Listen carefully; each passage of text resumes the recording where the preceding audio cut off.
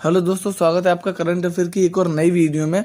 11 नवंबर 2022 के जितने भी करंट अफेयर्स के क्वेश्चन हैं उन सभी को आज हम कवर करने वाले हैं। सो मेक श्योर वीडियो को पूरा जरूर से देखिएगा और आने वाले आपके जितने भी कॉम्पिटिटिव एग्जाम हैं उन सभी में आपकी हेल्प करने वाले हैं। तो वीडियो करते हैं स्टार्ट। वीडियो को स्टार्ट करते हुए सबसे पहला आज का हमारा क्वेश्चन है कि प्रतिवर्ष राष्ट्रीय विधिक सेवा दिवस कब मनाया जाता है। ऑप्शन आपके सामने, पहला 9 नवंबर, दूसरा है 10 नवंबर, तीसरा है 11 नवंबर और चौथा है 12 नवंबर। तो बेसिकली दोस्तों 1987 में एक अधिनियम आया, राष्ट्रीय विधिक सेवा का एक अधिनियम आया और उस अधिनियम के तहत 9 नवंबर 1995 में नालसा की स्थापना होती है। और इसकी जो फुल फॉर्म है वो है national legal service of authority. याद रखना है आपको, नेशनल लीगल सर्विस अथॉरिटी।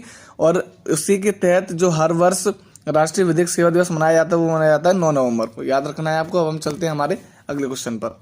अगला क्वेश्चन हमारा कहता है कि 9 नवंबर 2022 को किसे वर्ष 2022 का 32वां बिहारी पुरस्कार प्रदान किया गया है।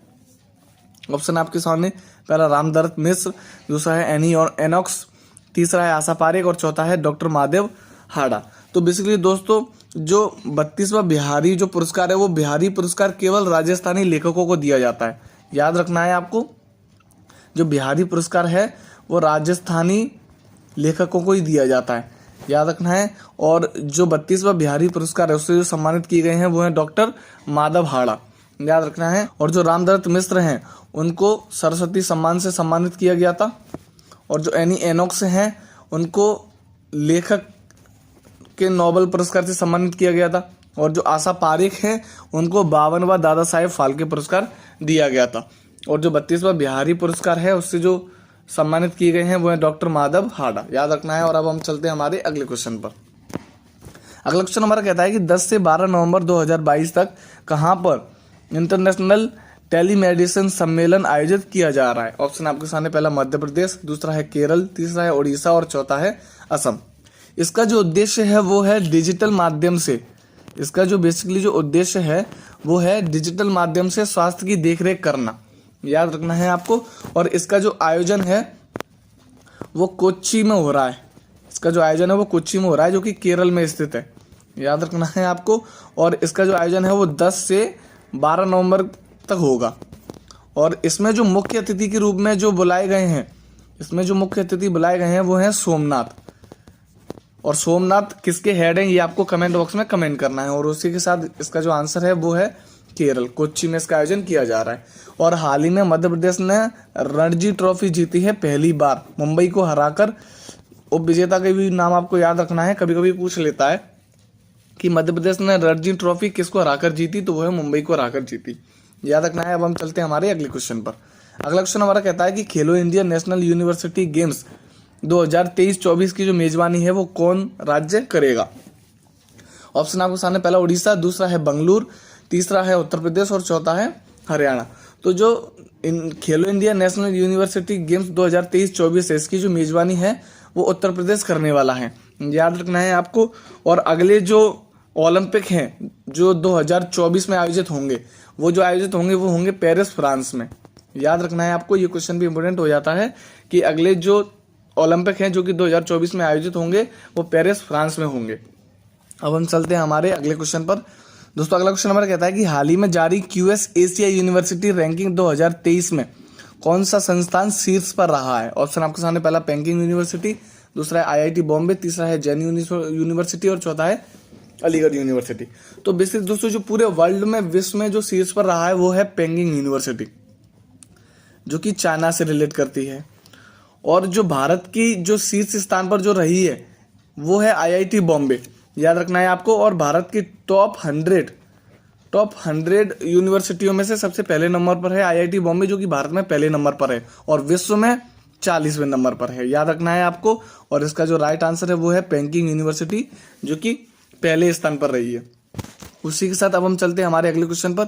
अगला क्वेश्चन हमारा कहता है कि हाल ही में अमेरिका की मैरीलैंड की गवर्नर बनने वाली पहली प्रवासी भारतीय महिला कौन है। ऑप्शन आपके सामने, पहला अरुणा मिलर, दूसरा है मोरी हेली और तीसरा है ऋषि सुनक और चौथा है जो बाइडन। तो बेसिकली दोस्तों इसका जो आंसर है वो है अरुणा मिलर। अरुणा मिलर जो है वो पहली प्रवासी भारतीय महिला हैं जो अमेरिका की मैरीलैंड की गवर्नर बनी है। और उसी के साथ यहाँ पर कुछ और ऑप्शन है जिसमें से पहला है मौरी हेली। तो आपको याद ही होगा कि हाल ही में जो मौरी हेली हैं वो पहली लेस्बियन गवर्नर बनी है।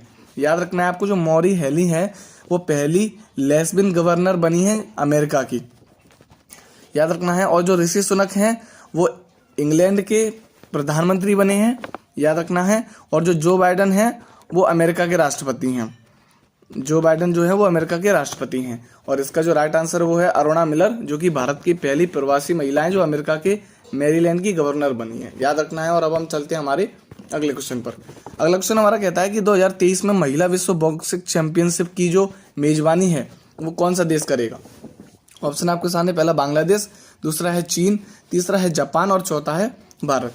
तो जो 2023 में जो महिला विश्व बॉक्सिंग चैंपियनशिप होगा इसकी जो मेजबानी है वो भारत करने वाला है, याद रखना है। और उसी के साथ जो बांग्लादेश की जो प्रधानमंत्री हैं वो है शेख हसीना,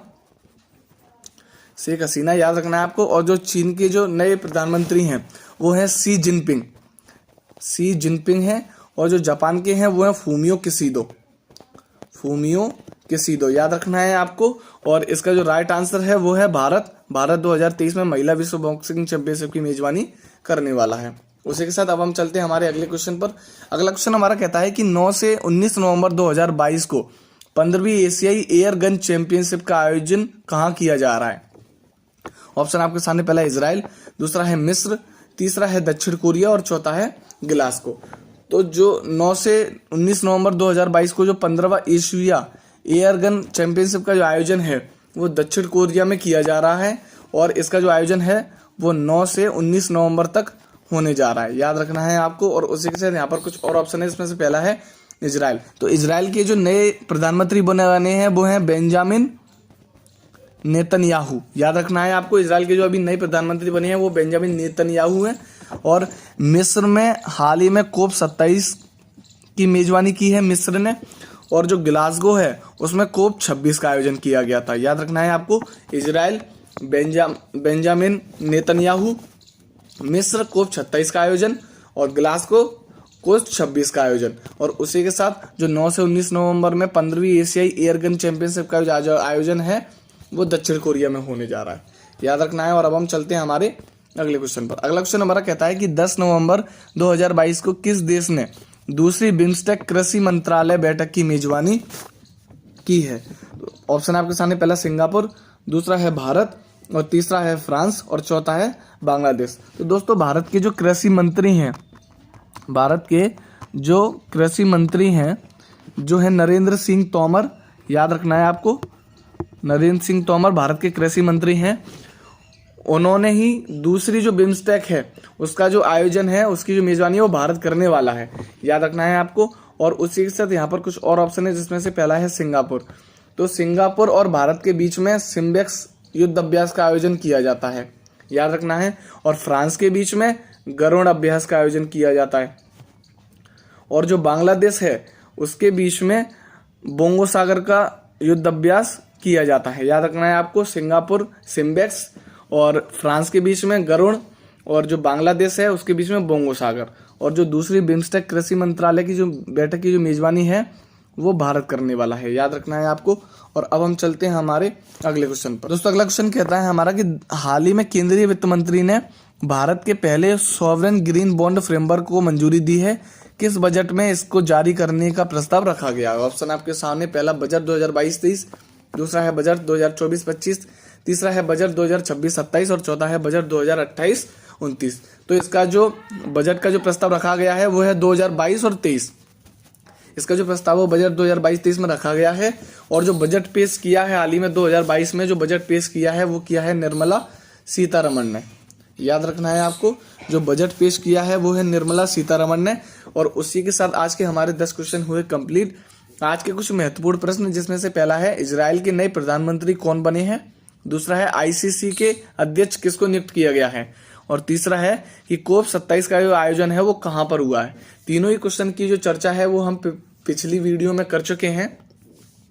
तो आपको इन तीनों के जो आंसर हैं वो कमेंट बॉक्स में कमेंट करना है। और उसी के साथ आज की आंसर की आप देख सकते हैं। और अगर आपको इसकी पीडीएफ डाउनलोड करनी है तो डिस्क्रिप्शन में पीडीएफ की लिंक दी हुई है, वहां से जाकर आप पीडीएफ को डाउनलोड कर सकते हैं। रोज करंट अफेयर पढ़ने के लिए चैनल को सब्सक्राइब जरूर से कीजिएगा। मिलते हैं किसी नेक्स्ट वीडियो में, तब तक के लिए जय हिंद।